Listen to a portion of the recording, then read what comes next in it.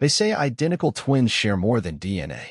The connection between us supposedly transcends physical reality, twins feeling each other's pain across continents, knowing when the other is in danger despite oceans of separation. The scientific community labels it genetic coincidence or confirmation bias. Superstitious types call it a psychic bond. I call it a curse. When Vivian ate a piece of our neighbor's dog, shredding the creature's ear with her baby teeth at age 4 while it slept on our porch, I tasted copper for weeks. When she burned down the garden shed with our cat trapped inside at 5, my fingertips blistered without explanation. When she whispered to me at night about the hungry ones who told her what to do, I'd wake to find my own lips moving silently, forming words I couldn't remember. But society isn't designed for children like Vivian. The system operates on a binary, normal or broken. When my twin began collecting roadkill and arranging it in elaborate tableaus in our basement, my parents sought psychiatric intervention. When Vivian tried to convince our 6-year-old cousin to drink drain cleaner because it would make her skin translucent and beautiful, social services got involved. When she attacked our mother with a kitchen knife, slicing a perfect crescent moon into her cheek while explaining with eerie calmness that the vessel needs marking, she was removed from our home. That was 25 years ago. Our parents told everyone she died of pneumonia in the hospital. They legally changed my name, moved us across the country, and insisted I never speak of her again. A fabricated grave in Massachusetts holds an empty casket with her name. My therapists call this adaptive family mythology, the lies we tell to survive collective trauma. But Vivian didn't die, and now she wants me to come home. The invitation arrived on handmade paper, the fibers rough against my fingertips, organic, imperfect. Lab analysis would later reveal it contained human hair. Her hair. My hair, essentially. The same genetic code. Dearest mirror. The ascension approaches. Your place is prepared. 25 years of separation is enough. The hungry ones have waited. They remember you. Your reflection awaits at the threshold. With unified purpose, V. A neatly printed address followed, somewhere in rural Utah, along with a date 6 weeks away. No return address. No explanation. Just the certainty that I would come. The most disturbing part wasn't the letter itself, but my reaction to it. Any rational person would have called the police, or at minimum, thrown it away. Instead, I touched the fibrous paper to my lips and inhaled deeply, as if some primordial part of me recognized her scent. My fingers trembled not with fear, but with an unsettling sense of completion. I'd spent 25 years constructing a life defined by control and moderation. I became an architectural preservationist, someone who protects old structures, maintains historical integrity, prevents collapse. The symbolism wasn't lost on my therapist, who noted how I worked to shore up external facades while my internal foundation remained fractured. My apartment was minimalist, my relationships casual and contained, my emotions carefully regulated through medication and mindfulness. I lived in Philadelphia, as far from my suburban Massachusetts childhood as I could manage while maintaining my career on the East Coast. My parents retired to Arizona, our communication limited to perfunctory holiday calls. We never discussed Vivian. We never acknowledged the phantom limb of our family. The appearance of the letter triggered dreams I hadn't experienced since childhood. In them, Vivian and I shared one body, taking turns controlling our movements, our words, our desires. I'd wake sweating, unsure whose thoughts occupied my mind. The carefully constructed walls between us seemed to thin with each passing night. Professional curiosity led me to research the address. It belonged to a property called Reflection Ranch, a 200-acre compound registered as both an agricultural business and a spiritual wellness center. Their sparse website featured ethereal images of desert landscapes and vague descriptions of twin flame reconnection and mirror consciousness evolution. The site mentioned a charismatic leader named Mother Vision, who had transcended institutional limitations to bring forth universal truth. The digital breadcrumbs continued across social media platforms, where I found carefully curated images of beautiful people in white linen, their eyes unervingly serene as they participated in purification ceremonies and reflection rituals. Subtle recruitment language targeted individuals who felt incomplete, misunderstood, or searching for their other half. Their hashtags included #ReflectionFamily, #TwinVisions, and, most disturbingly, #ConsumeToBecomeOne. As an outsider, it was clearly a cult, complete with isolation tactics, charismatic leadership, and apocalyptic urgency. As her twin, I recognized something else. Vivian had created a philosophical framework around our biological connection, elevating our genetic coincidence to spiritual doctrine. My investigation revealed that Mother Vision had materialized approximately 8 years ago, shortly after a psychiatric facility in the Midwest reported a patient escape. The timing aligned with Vivian's institutional transfer records, which I'd secretly accessed through my parents' files years earlier. The physical resemblance was unmistakable, though her appearance had transformed. The awkward, intense child had blossomed into a magnetic woman with penetrating eyes and an aura of absolute conviction. I tracked down former members who had fled the community.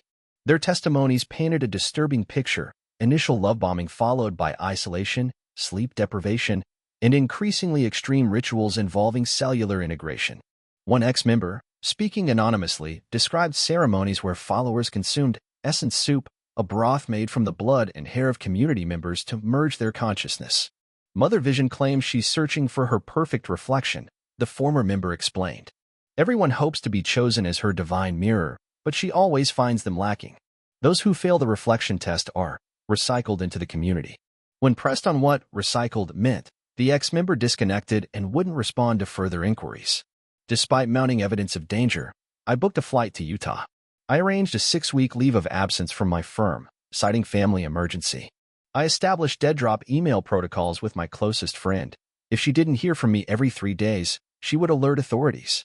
I drafted a detailed document outlining my investigation and Vivian's history, storing copies with my lawyer and in a scheduled email to the FBI. Rational precautions from an irrational decision. The contradiction wasn't lost on me. The night before my departure, I stood before my bathroom mirror, studying my reflection. We had been identical once, same amber eyes, same cowlick at the crown, same asymmetrical smile. But life had sculpted us differently. My face had softened with comfortable routine. Worry lines framed my eyes rather than the intensity that had always animated hers. I wondered what she saw when she looked in mirrors. Did she see herself? Or did she see me, the absent half she sought to reclaim? I placed my palm against the cool glass, half expecting my reflection to move independently, to reveal itself as Vivian reaching back. Instead, I watched my own pupils dilate with anticipation, and I recognized the uncomfortable truth. Part of me had been waiting for this summons my entire life. Reflection Ranch emerged from the Utah desert like a mirage, white adobe structures gleaming against red earth, the compound both beautiful and unsettling in its isolated perfection. A wrought iron gate marked the entrance, twisted into the shape of 2 facing profiles, their features merging at the center. As I approached, I noticed security cameras disguised as decorative elements and armed guards posing as groundskeepers. My rental car kicked up dust as I parked in the designated visitor area. 3 figures in white linen approached, 2 broad-shouldered men flanking a willowy woman with a shaved head. They introduced themselves only as reflections, their manner polite but watchful. Mother Vision foresaw your arrival, the woman said, her eyes never blinking. She has prepared for this reunion since before the community existed. They escorted me through the compound, pointing out meditation spaces, communal gardens, and integration chambers, small windowless buildings where members supposedly achieved higher consciousness. Residents stopped their activities to watch me pass, their expressions a disturbing mixture of envy and pity. Several whispered behind their hands, and I caught fragments: the original mirror, completion vessel, final consumption. The architecture impressed me professionally. The structures incorporated passive cooling, rainwater collection, and solar orientation that demonstrated sophisticated understanding of desert building techniques. The community was largely self-sufficient, with extensive gardens, solar arrays, and livestock facilities. Whatever Vivian had become, she had created something substantial here, housing approximately 80 followers in sustainable comfort. My guides brought me to a guest dwelling, a sparse but comfortable room containing a single bed, a writing desk, and a full-length mirror mounted on the wall. The mirror immediately struck me as odd. It was hinged like a door. Mother Vision will greet you at tonight's reflection ceremony, the female guide explained. Until then, please rest and prepare yourself for reunion. The first glimpse can be overwhelming for those who haven't experienced true reflection. They left a white linen outfit similar to theirs, along with a small vial of clear liquid labeled purification essence. When I unscrewed the cap and sniffed, the metallic odor made me recoil. I immediately sealed it and set it aside. Alone in the room, I examined my surroundings more thoroughly. The mirror door was locked from the other side. The windows didn't fully open. The air vent was too small for human passage. I was effectively contained, if not explicitly imprisoned. I unpacked my limited belongings, including a small travel mirror, a tactical choice that would prove crucial later. Beneath it, I had hidden a satellite phone and GPS tracker, both currently deactivated to avoid detection. My research indicated that the compound jammed most signals anyway, but I found comfort in having emergency technology available. Exhaustion overcame my vigilance, and I fell into uneasy sleep. My dreams were vivid. Vivian and I as children, running through unfamiliar desert terrain, our legs moving in perfect synchronization. In the dream, we approached a reflective surface in the sand that rippled like water but reflected nothing. She turned to me, her face suddenly adult, and whispered, "The hungry ones live in the spaces between reflections." I woke to knocking at my door. The ceremony would begin at sunset. My guides had returned to escort me to the main gathering space, a circular amphitheater carved into the earth, with stone seating descending toward a central platform. The entire community had assembled, creating a sea of white fabric and anticipatory silence. They parted as I was led to a reserved front-row position. As the sun touched the horizon, drumming began from unseen musicians. The crowd started a low, harmonic chant that resonated in my chest cavity, somehow familiar though I'd never heard it before. The vibration built until it became almost painful, then abruptly ceased as a figure emerged onto the platform. 25 years dissolved in an instant. Despite the physical changes, her head shaved like her followers, her body angular where mine had softened, her posture radiating authority where I tended to minimize my presence, I recognized her immediately. Not just through visual cues, but through the inexplicable awareness that had connected us since conception. My heart rate synchronized with hers across the distance. I felt it happen, the rhythms aligning like quantum entanglement made manifest. Vivian, now Mother Vision, raised her arms, and the crowd responded with absolute stillness. When she spoke, her voice carried effortlessly. Tonight, we welcome the primal reflection, the original mirror, the completion of our community's purpose. Her eyes found mine, and the intensity nearly knocked me backward. For years, I have told you of the perfect reflection, the twin consciousness that would make our evolution possible. You have offered yourselves as potential mirrors, giving your essences and devotion, but biological truth cannot be transcended, only merged. The crowd murmured in unified disappointment. Several wept openly. My sister returns not as your competition but as your salvation, Vivian continued. Through our reunification, the membrane between realities will thin. The hungry ones will guide us through. The ascension becomes possible only through perfect reflection. She descended from the platform and approached me directly. The crowd seemed to hold its collective breath. When she stood before me, I noticed a slight tremor in her left hand, the only indication that this reunion affected her as powerfully as it did me. "The sister they tried to erase," she said softly, though her voice still carried to every ear. "The mirror they covered. Did you feel the division all these years? The incompleteness? I should have been terrified. I should have maintained the emotional distance I'd cultivated through therapy and medication. Instead, I felt a rush of recognition so profound it bordered on euphoria. The sensation of being truly seen after a lifetime of careful self-concealment was addictive, immediate, and dangerous. I felt it, I admitted, my voice sounding foreign to my ears. Vivian smiled, the asymmetrical expression identical to my own, and turned to address her followers. The preparation begins. 7 days of integration ritual before the ascension. The vessel twins must harmonize before consumption can unite us all. The ceremony continued with choreographed movements that resembled a cross between modern dance and religious prostration. Followers approached Vivian, approached us, offering small tokens, locks of hair, vials of red liquid, personal items symbolizing their devotion. Throughout, Vivian maintained physical contact with me, her hand resting on my wrist where my pulse fluttered beneath her fingertips. I observed everything with dual consciousness, the trained skepticism of my investigative purpose alongside the primitive pull of twin recognition. The rational part of me cataloged evidence of manipulation, coercion, and dangerous ideology. The deeper, atavistic part responded to rituals designed to exploit the very connection I had spent decades denying. When the ceremony concluded, Vivian led me not back to my guest quarters, but to her private residence, a structure separated from the main compound by a narrow canyon, accessible only by a single footbridge. The symbolism was obvious, physical separation reinforcing her elevated status.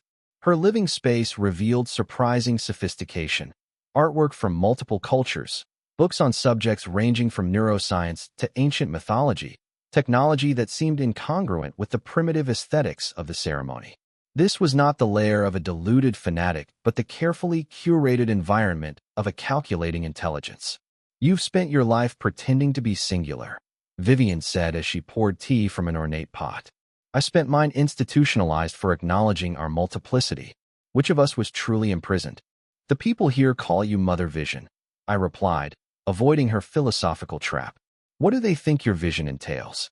Her smile revealed perfect teeth. Dental work had corrected the slight overlap we'd both inherited. "They believe what I allow them to believe. What serves their needs for meaning and belonging. What facilitates their evolution towards something greater. And what do you actually envision?" Vivian set down her teacup with deliberate precision. "Completion. The hungry ones showed me the truth while I was confined in their so-called hospitals. Consciousness isn't singular, it's infinitely reflective. We exist in endless iterations, but the membranes between versions have grown too thick. Humanity has lost its understanding of multiplicity. I'm going to restore it, beginning with us, the perfect biological mirrors." She reached for my hand, and I permitted the contact. Her skin temperature matched mine exactly. "What happened to you, Vivian?" I asked, genuine curiosity overcoming caution. "After they took you away?" Her expression darkened. 13 institutions over 17 years. Different diagnoses, different medications, different restraint techniques. The only constants were isolation and the hungry ones who spoke through the mirrors. They educated me on manipulation techniques, how to appear compliant, how to influence weaker minds, how to harness the devotion of others. I learned that my illness was actually evolution, and that you, my reflection, were necessary for completion. "And your escape?" "The cult formation." "Such reductive terminology," she chided. "I prefer to call it community manifestation." The escape was simple. I had years to study the psychological weaknesses of my captors. The first followers were fellow patients I'd already prepared. We needed resources, so I identified wealthy individuals with estrangement issues and psychological vulnerabilities. The human desire for belonging is remarkably easy to monetize. Her candor unsettled me. This wasn't delusional rambling, but calculated strategy described with corporate detachment. "And the cannibalism?" I asked bluntly. "The essence soup and consumption references?"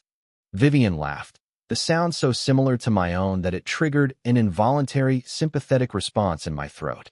"Metaphorical integration made literal for maximum psychological impact," she explained. "The community members don't realize they're participating in theatrical communion rather than actual cannibalism. The essence contains nominal amounts of blood and tissue, enough for ritual significance without health consequences. Perception creates reality here." She leaned forward, her intensity magnetic. "But the ascension requires more than symbolism. The hungry ones demand genuine merger, twin vessels becoming one to create the portal. That's why you're here. The mirror must shatter before the reflection can step through." Her words penetrated deeper than I wanted to admit. The psychiatric explanation would frame this as folie à deux, a shared psychosis where delusion transfers between closely connected individuals. But seated across from her, I felt the membranes between us thinning already, memories bleeding through. Her memories of institutional corridors and medication lines, my memories of college graduations and first apartments. The exchange felt less like psychosis and more like completion. "Rest tonight," Vivian said, rising from her chair. "Tomorrow the integration rituals begin. Your resistance is natural. The self fights dissolution even when division causes pain. But you'll understand soon enough. You already feel it beginning." As if to demonstrate her point, she touched her left earlobe. My own tingled in response. Back in my guest quarters, I documented everything in a coded journal, maintaining my investigative purpose through rigid discipline. I activated my satellite phone briefly, sending a predetermined safe message to my emergency contact. The signal was weak but sufficient to transmit the basic text. That night, I dreamed of surgery, Vivian and I on parallel operating tables, doctors transferring organs between our open bodies, explaining that we needed to redistribute the essence equally before merger. I woke clutching my abdomen, half expecting to find sutures. The mirror door stood open, though I had confirmed it was locked before sleeping. Beyond it stretched a narrow passage that hadn't been visible earlier. Curiosity overpowered caution, and I followed the corridor to a room identical to mine in every detail, except it contained evidence of recent occupation, rumpled bedding, a half-empty water glass. Personal items arranged precisely as I would arrange them. At the desk sat Vivian, writing in a journal identical to mine. She didn't look up as she spoke. The integration accelerates during unconsciousness. Your mind crossed to this side while you slept. Soon you won't need to use the passage, you'll simply be in both places simultaneously. This is an elaborate psychological manipulation, I stated, clinging to rational explanation. A replica room designed to disorient me. Is it? She finally looked up, her expression amused. Then how did you access it through a previously locked door? How am I writing the exact words you documented in your journal? She turned the pages toward me, revealing my private observations transcribed in her handwriting. I retreated to my room, only to find Vivian already seated on my bed when I returned, though I had just left her behind. This physical impossibility triggered a panic attack, my first in years. As I struggled to breathe, she simply watched with clinical interest. The human brain resists paradox, she commented. But twins exist in paradox from conception, one egg becoming two beings, separate but encoded with identical information. The miracle isn't our division, it's that we maintain the illusion of separation at all.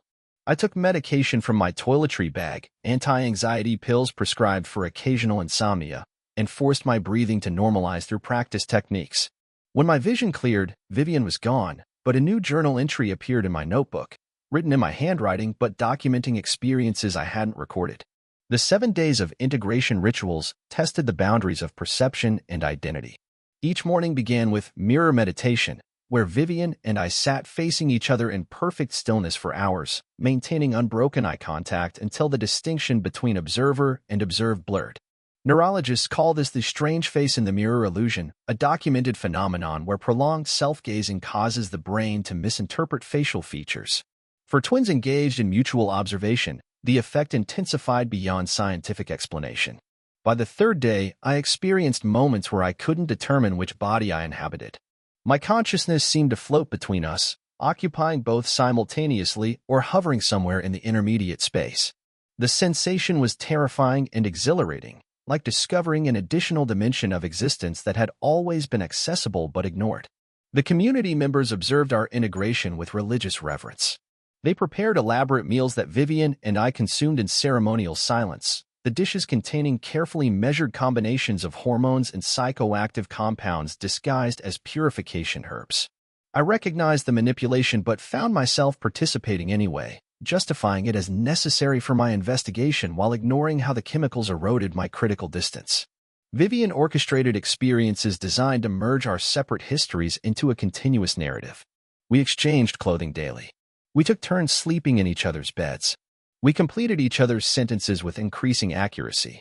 Community members would approach with questions, and whichever of us they addressed would begin the answer while the other completed it.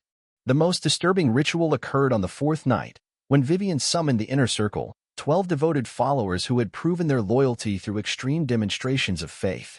In the central ceremonial space, they prepared 2 identical copper tubs filled with water infused with salt and herbal compounds.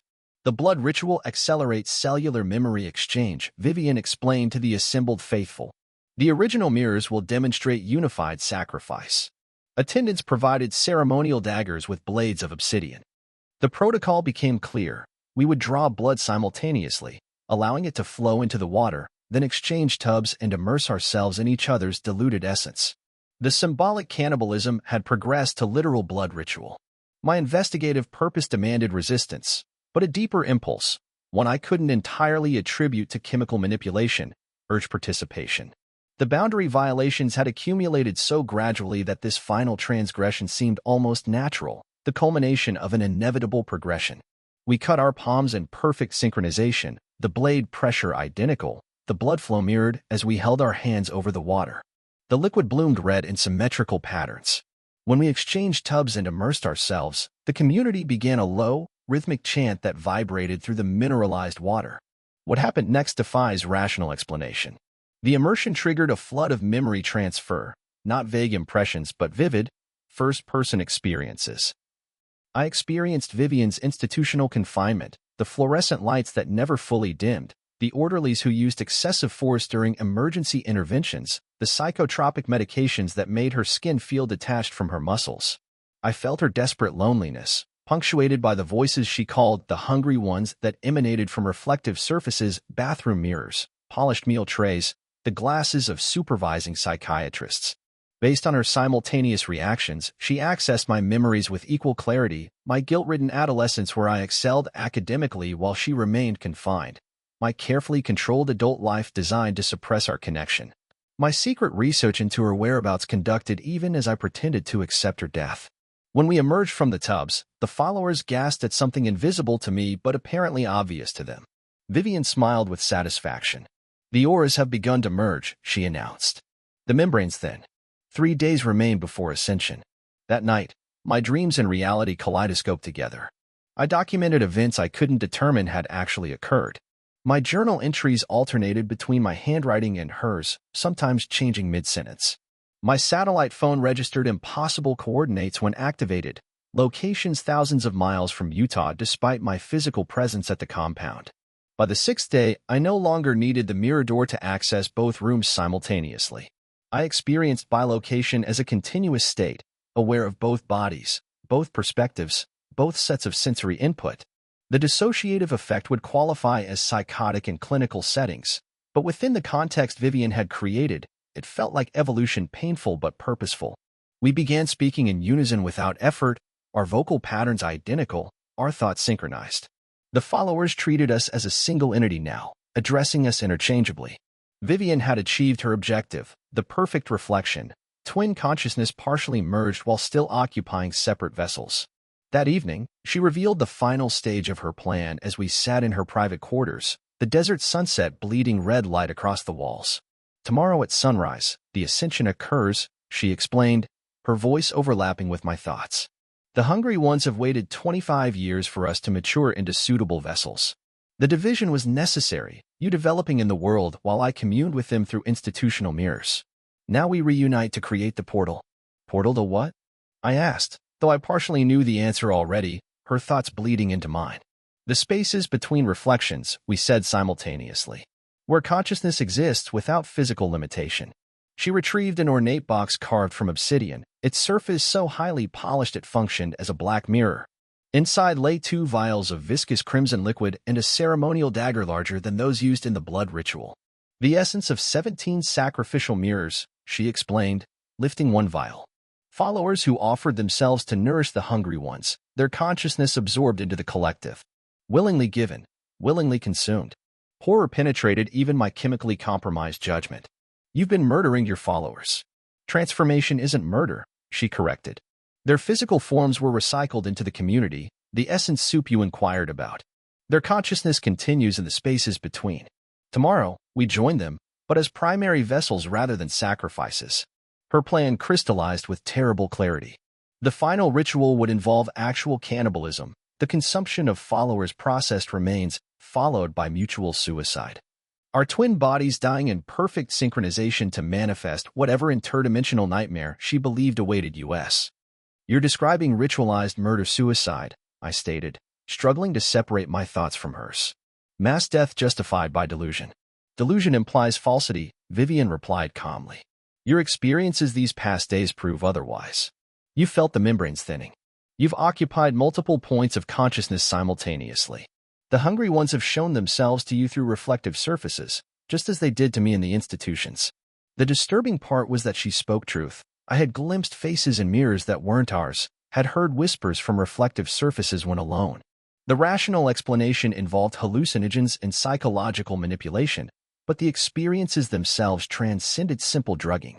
"Rest now," Vivian said, though I hadn't agreed to anything. "Integration completes overnight.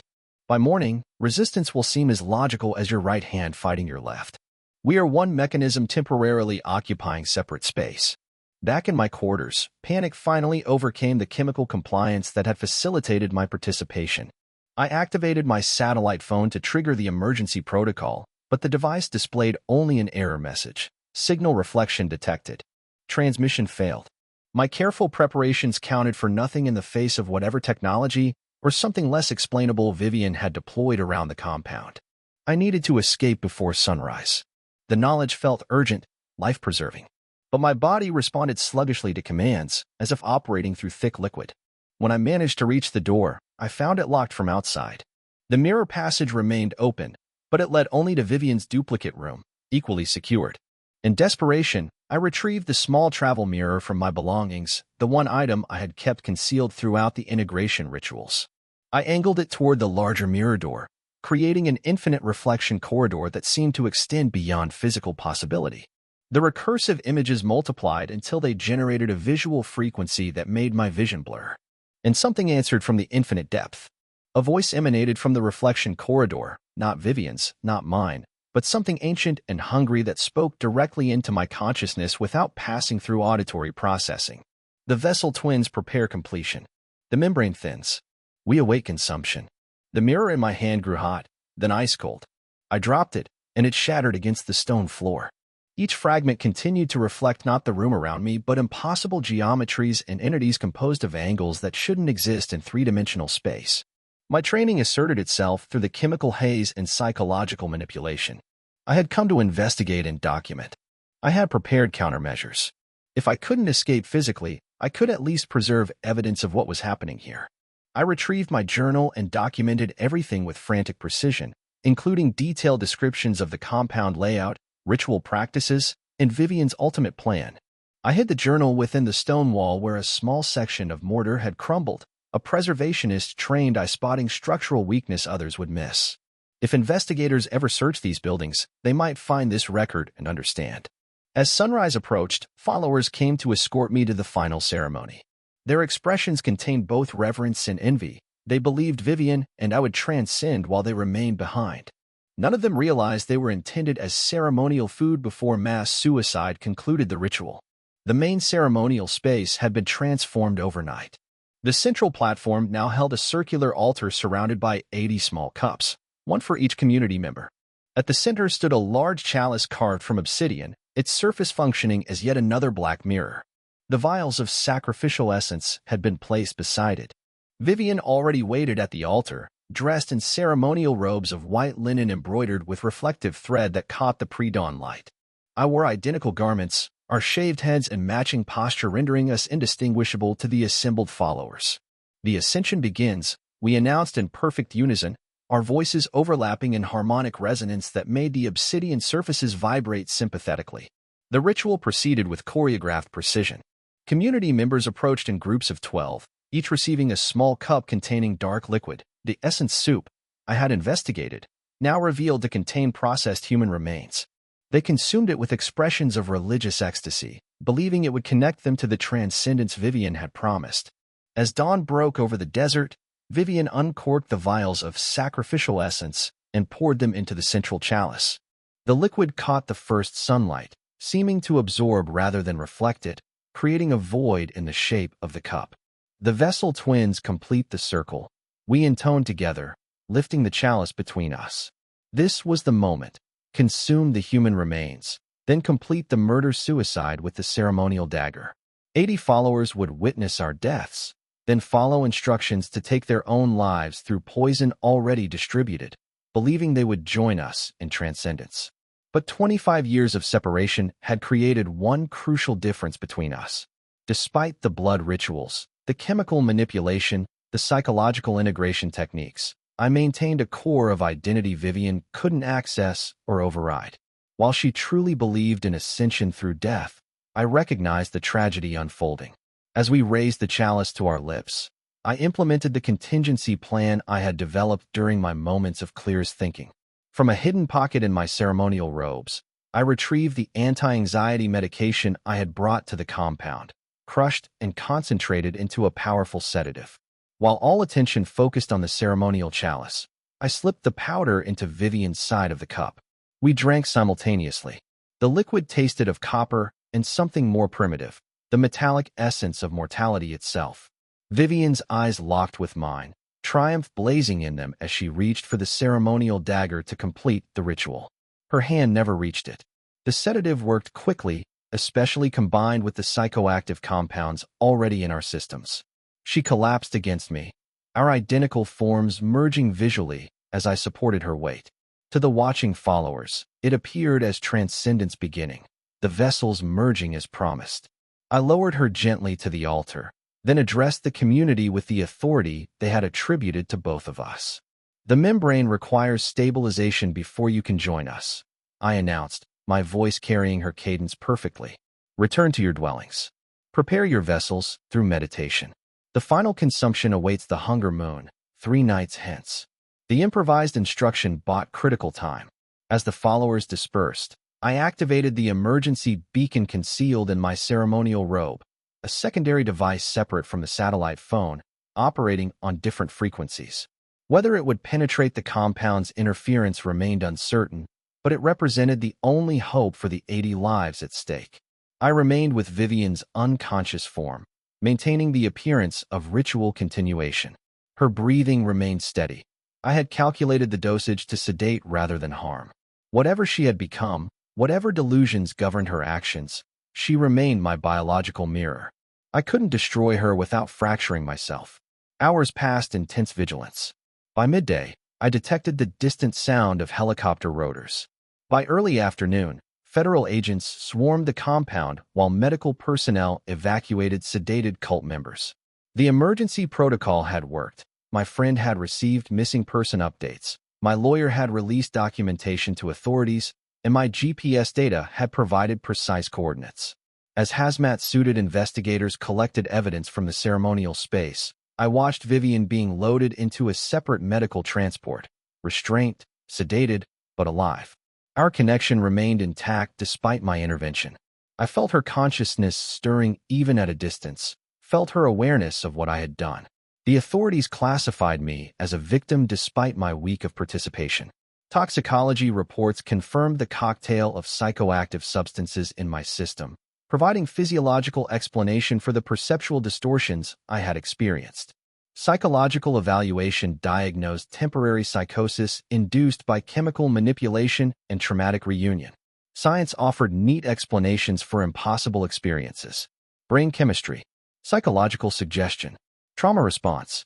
The authorities constructed a narrative of victimization and rescue that allowed everyone to sleep at night. But they hadn't seen what I had seen in the endless mirror corridor. They hadn't heard the hungry ones whispering from reflective surfaces. They hadn't experienced consciousness untethered from singular location. Their reality remained comfortingly solid, untroubled by the thinning membranes between dimensions. The investigation into Reflection Ranch dominated national headlines for months. Authorities discovered mass graves containing 17 bodies in various states of decomposition, the sacrificial mirrors whose essence had been harvested for rituals. Forensic evidence revealed sophisticated facilities for processing human remains into consumable form. The survivors underwent extensive deprogramming and psychiatric treatment, many requiring years of therapy to recover from their experiences. Vivian was declared legally competent to stand trial after 6 months of evaluation. The prosecution built an airtight case for multiple homicide, conspiracy, false imprisonment, and financial fraud. Her defense attempted an insanity plea that collapsed when psychiatric evaluation revealed her calculated manipulation of delusional thinking rather than genuine psychosis. I testified against her, providing crucial evidence that connected the murders to her direct instructions. Throughout the proceedings, she maintained eye contact with me from across the courtroom, her expression not one of betrayal but of patient anticipation. She acted as her own attorney, her charisma evident even in the sterile legal setting. Several jurors reported disturbing dreams during the trial. 2 were dismissed after being discovered attempting to smuggle contraband messages to her. The verdict surprised no one, guilty on all counts. The sentence, life imprisonment without possibility of parole, to be served in a maximum security psychiatric facility with specialized protocols for managing manipulative patients. No mirrors allowed in her cell or common areas. No reflective surfaces of any kind. Communication with outside world strictly limited and monitored. I returned to Philadelphia, resuming my architectural preservation work with obsessive focus. My experience became another carefully sealed compartment in my psyche, discussed only with specialized therapists, medicalized into submission, rationalized as the elaborate manipulation of a sociopathic twin suffering from delusional disorder. For 3 years, I maintained the fiction of recovery and reintegration. I dated casually. I advanced professionally. I relocated to a high-rise apartment with modern fixtures and abundant natural light. I presented as a textbook example of post-traumatic growth, the survivor who emerges stronger from unfathomable experience. But certain habits betrayed my underlying reality. I removed all mirrors from my living space except for a single necessary one in the bathroom, which I kept covered when not in use. I avoided reflective surfaces in public spaces, changing my walking routes to prevent passing shop windows. I conducted conversations without making eye contact, fearing what might look back from another person's pupils. The dreams continued, Vivian and I in institutional corridors, walking in perfect synchronization through endless hallways that folded into impossible geometries. In the dreams, the hungry ones spoke through every reflective surface, their patience infinite as they waited for the vessel twins to complete their purpose. I told no one about the small mirror fragment I had kept from the compound, the piece that continued to reflect not my face but impossible geometries and entities composed of non-Euclidean angles. I told no one how I sometimes found myself speaking her thoughts aloud, or how I would occasionally discover journal entries in her handwriting documenting experiences I hadn't personally had. 3 years, 2 months, and 17 days after Vivian's sentencing, I received an official notification from the psychiatric facility housing her. She had died in custody, apparent suicide achieved despite constant monitoring and environmental safeguards. According to the report, she had somehow obtained a reflective material and severed her carotid artery with its edge. By the time staff intervened, brain death had occurred. The timing struck me immediately, the 3-year anniversary of her promise that the hungry ones are patient. The method aligned perfectly with the ceremonial dagger intended for our mutual transcendence. The impossibility of obtaining reflective material in her controlled environment suggested external assistance, or something less explainable. I attended her cremation, the only family member present. The facility director seemed relieved by her death, though he maintained professional demeanor. As her body entered the furnace, I experienced sudden, acute chest pain that sent me to my knees. Medical examination later revealed no physical cause. That night, I dreamed more vividly than ever before, Vivian leading me through institutional corridors that gradually transformed into desert landscapes, then into geometric impossibilities that human architecture could never achieve. In the dream, she spoke with perfect clarity. Death is the ultimate mirror, the reflection no one returns from. Except us. The vessel twins complete their purpose not through simultaneous death but through sequential transition. I've prepared the way.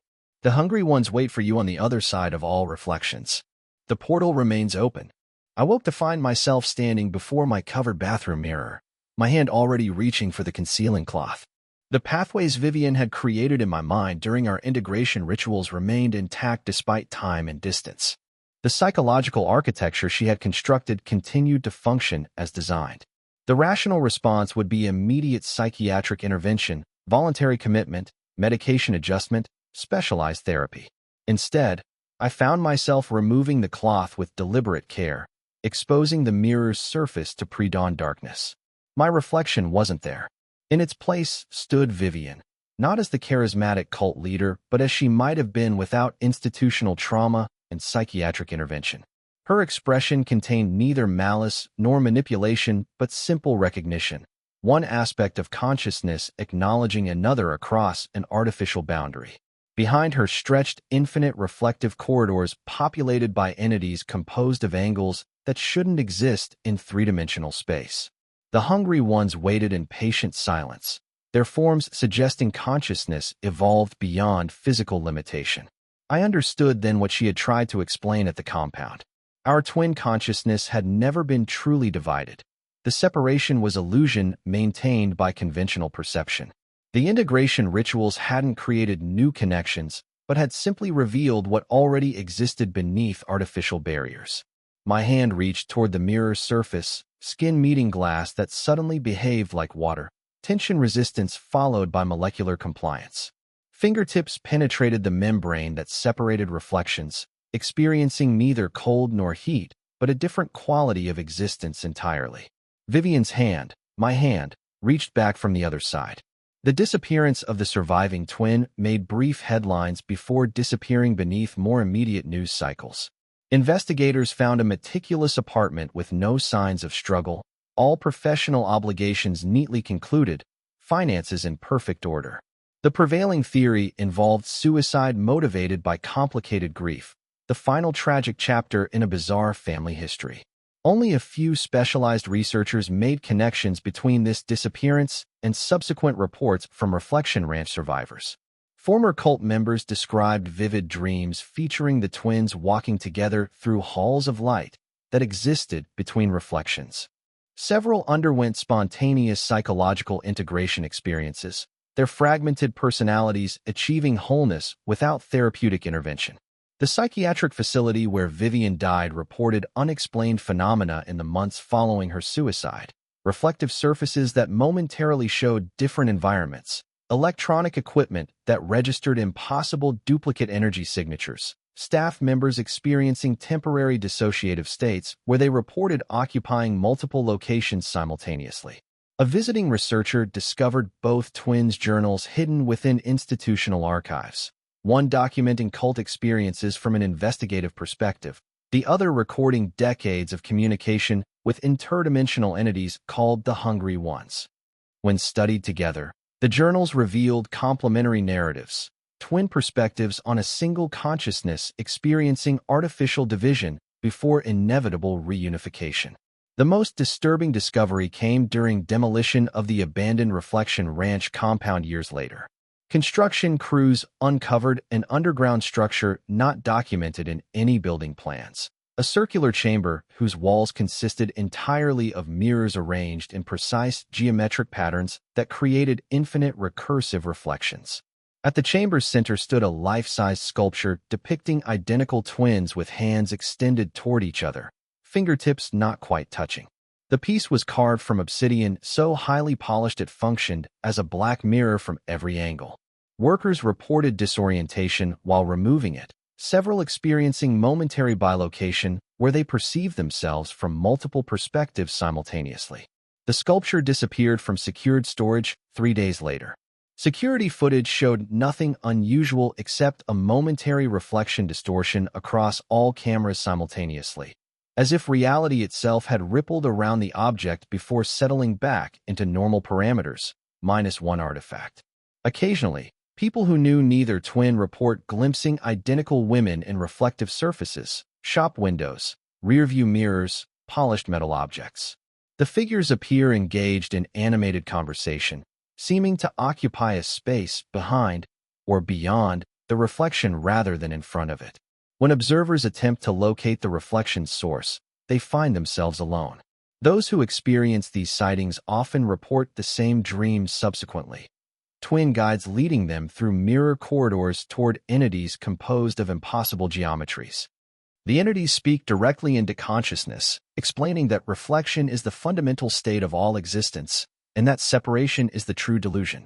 They call themselves the Hungry Ones, and they're very patient. The membranes grow thinner every day. Look closely at your reflection sometime. Is it perfectly synchronized with your movements? Or does it hesitate, just slightly, as if something else looks back through your eyes? The Vessel twins completed their purpose. The portal remains open, and the Hungry Ones are still waiting.